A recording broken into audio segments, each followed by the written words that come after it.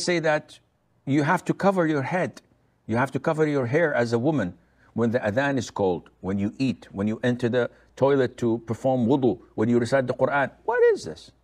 All of this is baseless and has no relation to Islam. It's only part of the culture of those who are Rahim.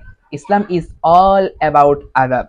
They are respected practicing Muslims. No basis in Islam to cover the head when entering, visiting washroom or listening azan, and those who are participate in these actions are ignorance. It's absolutely wrong thing about Islam.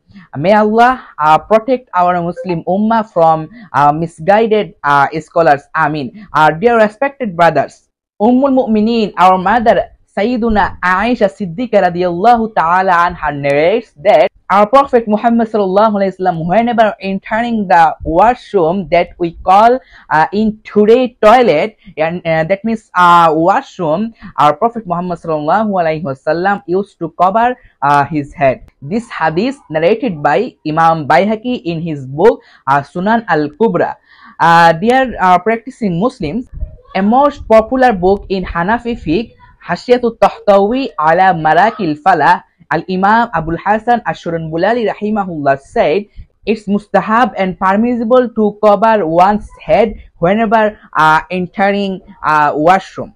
However, Islam is all about adab. Allah Hafiz.